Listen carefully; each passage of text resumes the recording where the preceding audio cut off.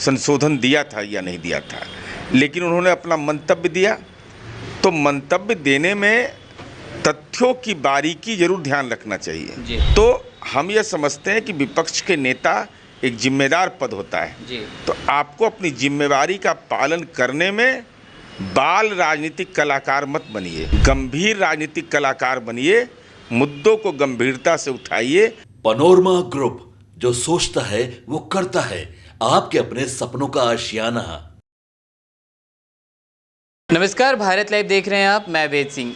एक तरफ लोकसभा चुनाव खत्म हो चुका, उसके बाद से सदन में लगातार राहुल गांधी अपने आक्रामक भाषण के कारण अभी भी सुर्खियों में बने हुए हैं। वो लगातार कभी भगवान का तस्वीर दिखाकर तरह तरह की बातें कर रहे हैं, और वहीं दूसरी तरफ बिहार की अगर बात की जाए तो तेजस्वी प्रसाद यादव, नेता प्रतिपक्ष, वो लगातार बिहार में बढ़ते हुए क्राइम, जो कि उसको बार बार अपने प्लेटफॉर्म एक्स पे वो प्रतिदिन इसको जाहिर कर रहे हैं और कह रहे हैं कि बिहार में कानून व्यवस्था के बारे में उन्होंने सवाल भी उठाया है। तो इन्हीं सब तमाम मुद्दों पे बातें करने के लिए अभी हमारे साथ मौजूद हैं जदयू के एमएलसी नीरज कुमार जी। पहले तो स्वागत है सर आपका। धन्यवाद। एक तरफ सदन में राहुल गांधी इतने आक्रामक दिख रहे हैं, लगातार तरह तरह की बातें कर रहे हैं। इस बार तो उन्होंने भगवान की तस्वीर दिखाकर कहा है और संदेश देने का कोशिश किया है कि डरो मत और डराओ मत। क्या कहना है आपका इस पर? 2024 लोकसभा चुनाव परिणाम आने के बाद महामहिम राष्ट्रपति के अभिभाषण के क्रम में माननीय राहुल गांधी जी ने अपनी बातों को कहा। कार्य संचालन नियमावली के तहत संशोधन देने का अधिकार विपक्ष को है। मैं नहीं जानता कि उन्होंने महंगाई, अग्निवीर जैसे सवालों पर संशोधन दिया था या नहीं दिया था, लेकिन उन्होंने अपना मंतव्य दिया। तो मंतव्य देने में तथ्यों की बारीकी जरूर ध्यान रखना चाहिए। माननीय राहुल गांधी जी, आप ठीक है 99 के चक्कर में आप पड़े हुए हैं, लेकिन आपके द्वारा यह कहना, अग्निवीर की समस्या से सब चिंतित हैं, लेकिन आपने के द्वारा यह कहना कि कंपनसेशन नहीं दिया जा रहा है। कंपनसेशन दिया जा रहा है, लेकिन उसका उस शहीद का दर्जा है, इसके अलावा विभिन्न मांगे हैं जो अग्निवीर का, वह समयोचित मांग है जी। उस पर गंभीर चर्चा होनी चाहिए। लेकिन आप एक जिम्मेवार पद पर हैं, आपने कैसे कह दिया कंपनसेशन नहीं दिया जा रहा है जी। कंपनसेशन तो दिया ही जा रहा है जी। लेकिन उससे देश के सैन्य बल संतुष्ट नहीं है। तो हम ये समझते हैं कि विपक्ष के नेता एक जिम्मेदार पद होता है जी। तो आपको अपनी जिम्मेवारी का पालन करने में बाल राजनीतिक कलाकार मत बनिए जी। गंभीर राजनीतिक कलाकार बनिए, मुद्दों को गंभीरता से उठाइए और वैकल्पिक राजनीति की दिशा तय करिए, नहीं तो निराशा का वातावरण बनाइएगा। अब वही हाल हुआ कि माननीय राहुल गांधी जी अपना भाषण तो आक्रामक तेवर में देते हैं, लेकिन भाषण के बाद जब राजनीतिक पोस्टमार्टम होता है तो बहुत सारे शब्दावली में पकड़े जाते हैं, एक्सपंज किया जाता है उनकी बातों को। ये संसदीय लोकतंत्र में ठीक बात नहीं है।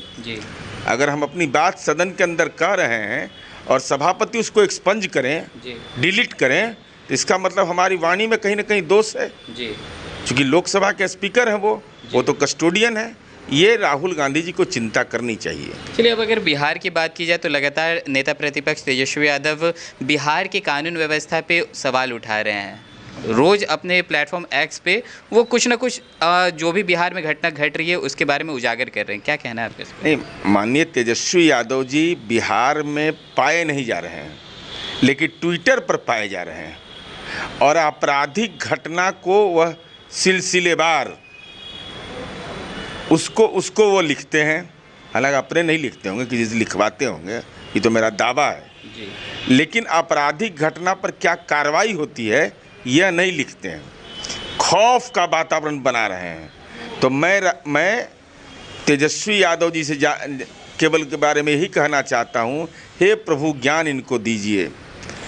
यह बताइए माननीय तेजस्वी यादव जी, जब आप सरकार में थे, माँ पिता का नहीं, 8,832 हत्या हुई थी उस समय। ये स्टेट क्राइम ब्यूरो का आंकड़ा है जी। तो उस समय आपने क्यों नहीं ट्वीट किया था जी? ट्वीट करते ना उस समय। और चोरी तो एकदम घिना गया था जी। जब इस सरकार में थे तो सब मिला के चोरी हुआ था 1,11,322। जी तो उस समय क्यों नहीं ट्वीट किया था आपने?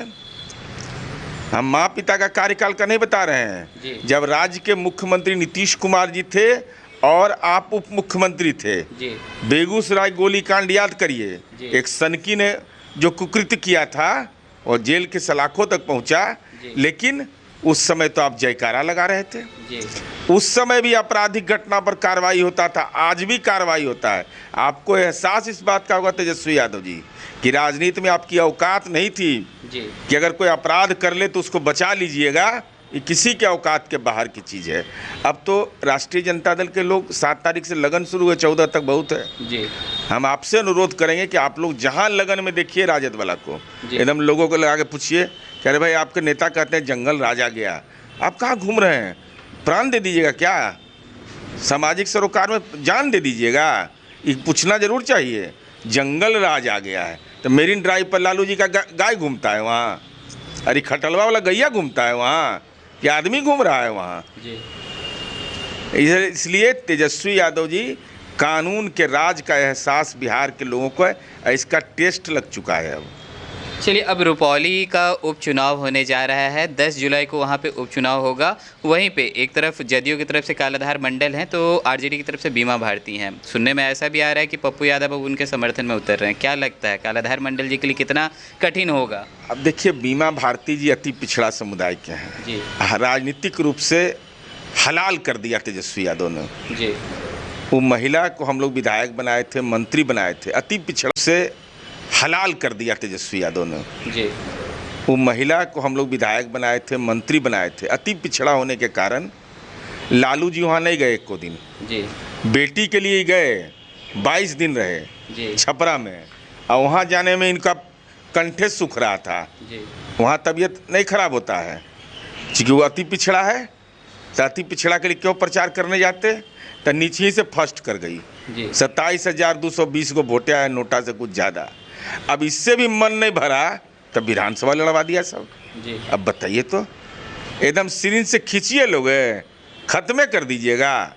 अब पप्पू यादव जी का तो मान लीजिए शारीरिक वजन भी बहुत है, जी उतना वजन तो किसी का है नहीं।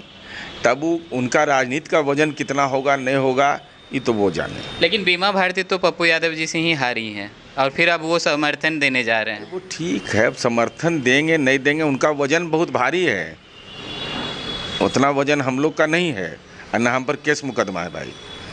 तो ऐसा लोग का वजन बहुत भारी होता है तो उनका राजनीतिक निर्णय का क्या असर होगा ये तो रुपौली की जनता तय करेगी। चलिए, बस चलते चलते एक आखिरी सवाल है कि एनडीए की तरफ से उपेंद्र कुशवाहा जी को राज्यसभा भेजा गया है, इसके बारे में क्या कहेंगे? एनडीए की ओर से माननीय उपेंद्र कुशवाहा जी और भगवान सिंह कुशवाहा को भेजा गया। जी। तो नीतीश जी के परिवार के हैं, सम्राट चौधरी जी के परिवार के हैं, नहीं ना परिवार के हैं। तो हम एनडीए को परिवार मानते हैं। अब उधर मौका मिलता है 10 नंबर में तो पहले परिवार, आज तक जगता बाबू जा पाए, श्याम रजक जी गए, उदय नारायण चौधरी जी गए, सिद्दीकी साहब जैसे सीनियर नेता को हमको अभी भी स्मरण है गांधी मैदान में ये तेज प्रताप के बाद शपथ दिलवाए। बताइए, 5वां नंबर पर जी उतना सीनियर नेता है। और जब बहुत हल्ला हम लोग किए तो एमएलसी बनाए उनको। जी हम लोग कहे कि अपमान कर रहा है तब।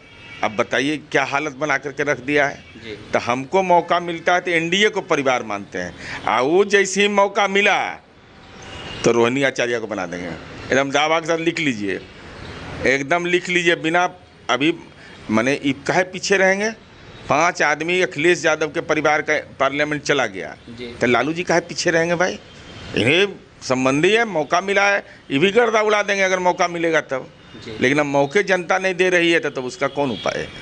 चलिए, तो जैसा कि अभी आपने सुना कि हमारे साथ मौजूद थे जदयू के एमएलसी नीरज कुमार जी। इनका कहना था, जब मैंने इनसे सवाल किए कि बिहार में नेता प्रतिपक्ष तेजस्वी यादव लगातार बिहार के कानून व्यवस्था पे सवाल उठा रहे, तो इनका कहना था कि वो उनका जो समय था उस समय कितने आपराधिक घटनाएं होती थी उन पे वो उजागर नहीं होते हैं, और बिहार में जो भी अभी आपराधिक घटनाएं हो रही हैं उसको किस तरह से कानून व्यवस्था उसको संभाल रही है इसके बारे में वो नहीं कहेंगे। तो अब देखने वाली बात यह है कि रुपौली चुनाव भी अब 10 जुलाई को है और वहाँ पे एक तरफ ये भी गर्दा उड़ा देंगे अगर मौका मिलेगा तब। लेकिन अब मौके जनता नहीं दे रही है तो उसका कौन उपाय है? चलिए, तो जैसा कि अभी आपने सुना कि हमारे साथ मौजूद थे जदयू के एमएलसी नीरज कुमार जी। इनका कहना था, जब मैंने इनसे सवाल किए कि बिहार में नेता प्रतिपक्ष तेजस्वी यादव लगातार बिहार की कानून व्यवस्था पे सवाल उठा रहे, तो इनका कहना था कि वो उनका जो समय था उस समय कितने आपराधिक घटनाएं होती थी उन पे वो उजागर नहीं होते हैं, और बिहार में जो भी अभी आपराधिक घटनाएं हो रही हैं उसको किस तरह से कानून व्यवस्था उसको संभाल रही है, इसके बारे में वो नहीं कहेंगे। तो अब देखने वाली बात यह है कि रुपौली चुनाव भी अब 10 जुलाई को है, और वहाँ पे एक तरफ जदयू के तरफ से कालाधार मंडल जी हैं, वहीं आरजेडी की तरफ से बीमा भारती हैं। तो अब वहाँ का क्या निर्णय निकलकर सामने आएगा, तब तक के लिए हमें थोड़ी सी इंतज़ार करनी पड़ेगी। तो और भी ऐसे तमाम खबरों के साथ अपडेट के लिए बने रहें भारत लाइव के साथ, और अपने प्रतिक्रिया को हमारे कमेंट बॉक्स में ज़रूर साझा करें। धन्यवाद। पनोरमा ग्रुप, जो सोचता है वो करता है। अगर ये वीडियो पसंद आई और वह बिहार के राजनीति और बिहारियत से सरोकार रखेनी तो सब्सक्राइब बटन दबा के चैनल के सब्सक्राइब कर ली। ओजे एगो घंटी बा, ओकरा बटन दबा देला से कुल सटीक और मारक खबर रुआ मुफ्त में मिल जाई। अगर रुआ पत्रकारिता के हमनी के नया प्रयोग में सहयोग कर चाहतानी तो ज्वाइन बटन दबा दी। पेटीएम नंबर नोट कर ली 9386816700। धन्यवाद।